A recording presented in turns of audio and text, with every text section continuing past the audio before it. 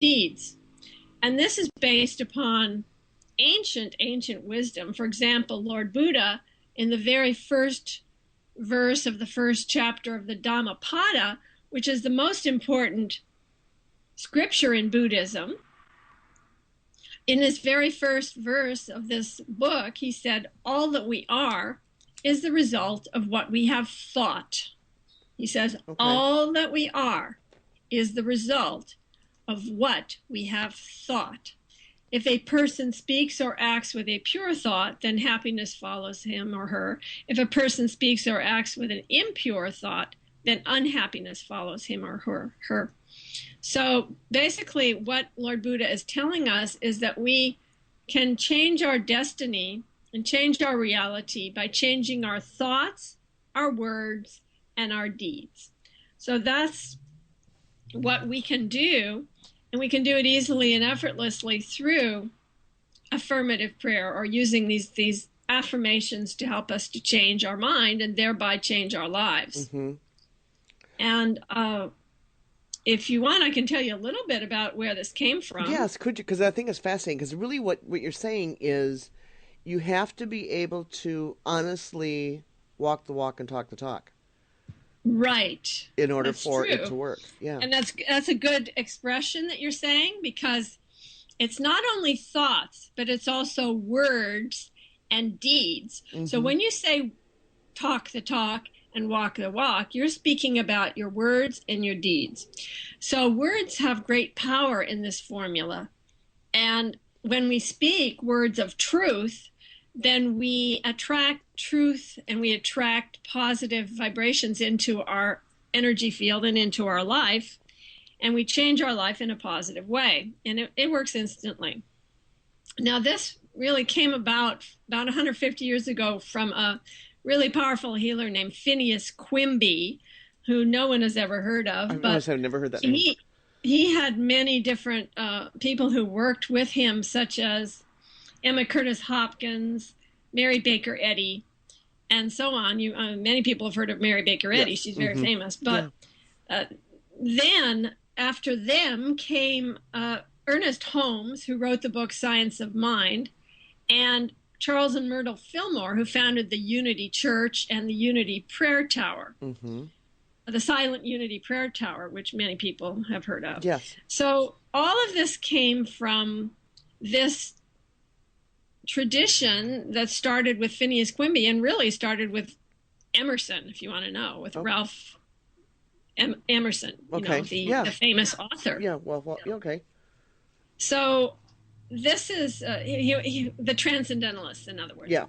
So this philosophy is really the idea that when we speak words of truth, we can change our lives through speaking affirmations of truth, and that we can really take command of our destiny through using very simple formulas, that such as the ones that are in my book, Instant Healing. I have written 243 affirmative prayers or treatments that you can use in just about any situation you can think of to change your life. And in fact, I've chosen one for today, which I think would be helpful regarding the topic that we've been talking about today. Yeah.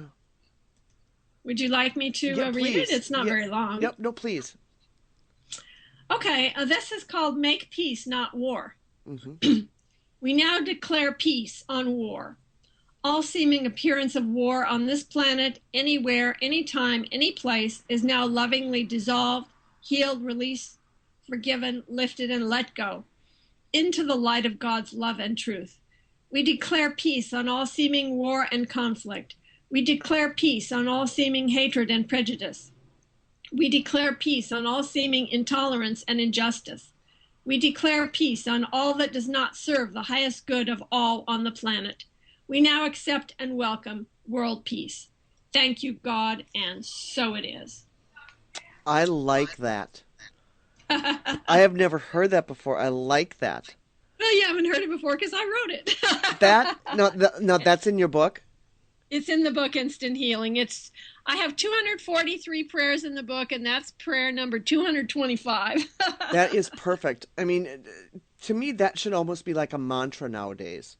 Really. Because that's the only way that things are going to happen positively is if we all put our mind, thought, and process to the positive.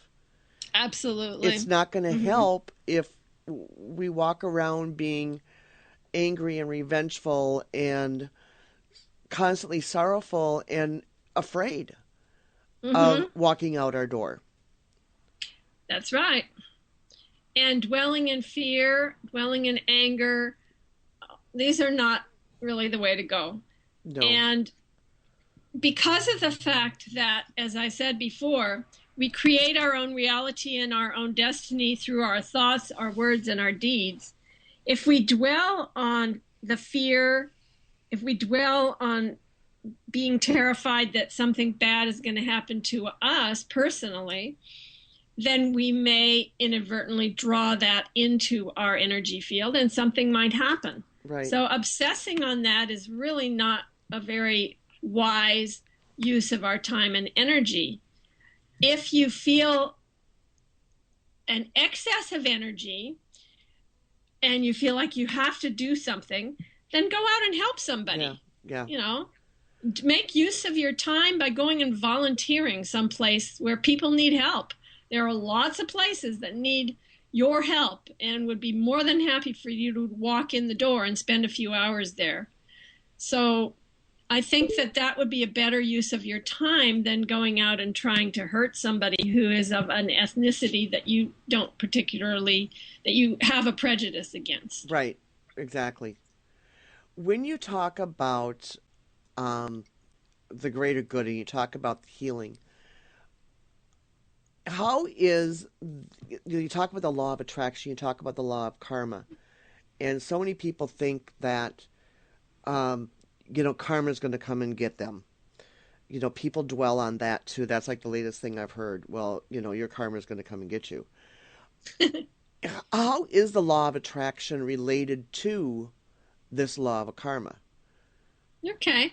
Well, that's very interesting because what we just were discussing, what Lord Buddha was telling us is that all that we are is the result of what we have thought. In fact, that is the law of karma. The law of karma states it is done unto you according to your belief.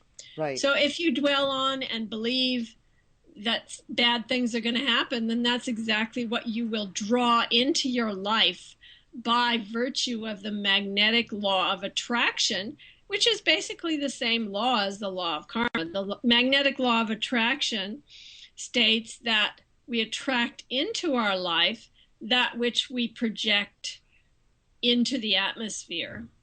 So it's just like when we drop a pebble into the center of a pond, the ripples go out from that pebble, out from that center to the edge of the pond, and then it returns to the center just exactly as it went out.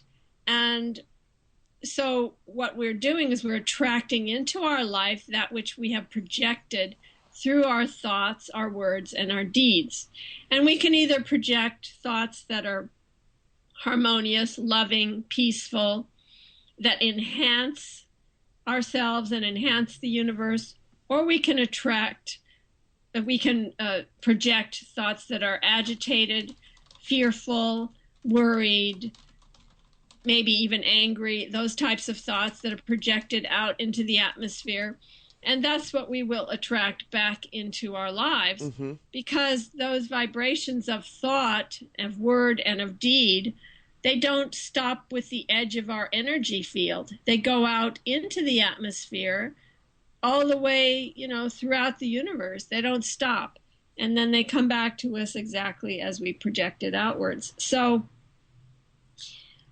there is no, Lord of Karma somewhere, dispensing justice and causing you to have bad things happen to you. It's all done by you. You're the one who creates it yourself. And if you have enough guilt and the idea of self-punishment about yourself, then that's exactly where you're going to attract into your life, because you are creating it yourself. Exactly. I can't overemphasize this. You are 100% responsible for your own life. There are no victims. There are only volunteers, and you have projected from your thoughts, your words, your deeds out into the universe, and you are attracting exactly what you have projected. And I know that's very difficult for people to swallow. It's a hard pill to swallow. It is a hard pill, but it actually makes sense.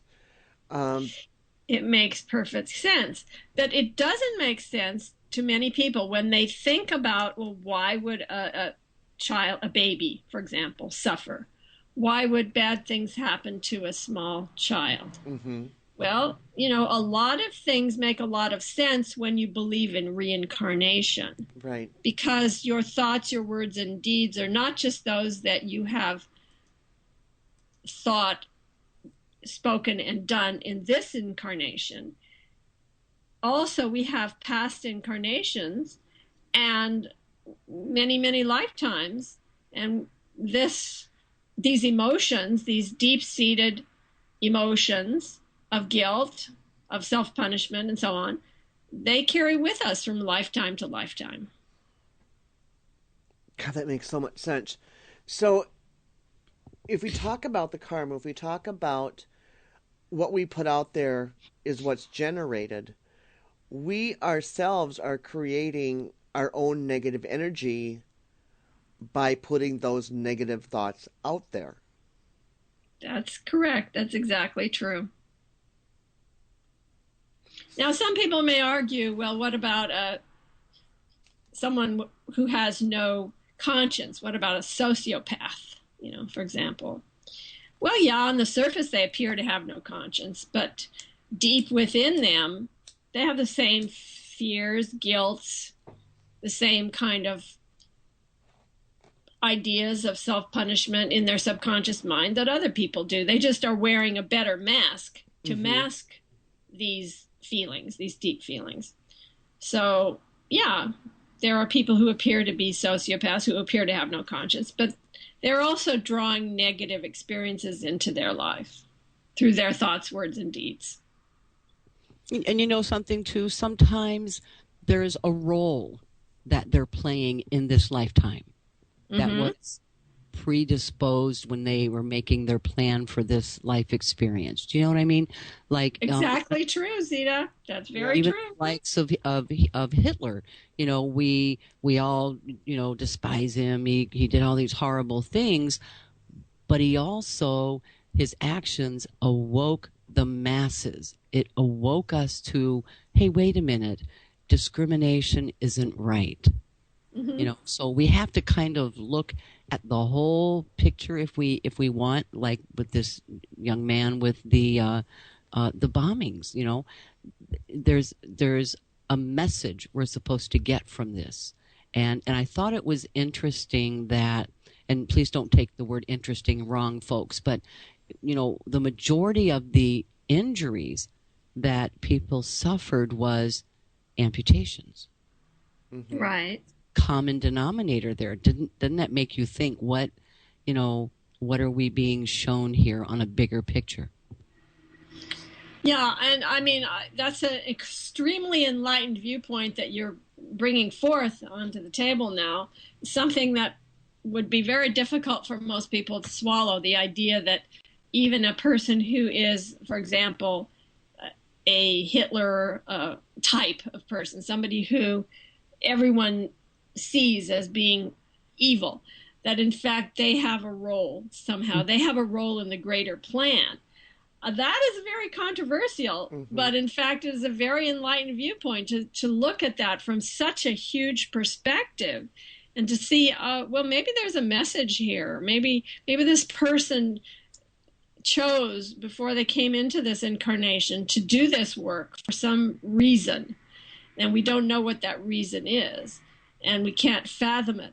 That's why it's very difficult for us to harshly judge people, because we don't know what their purpose is. We don't know why they're here. We don't know what's going on with them. And sometimes it's just that the person is hates themselves so much that they have caused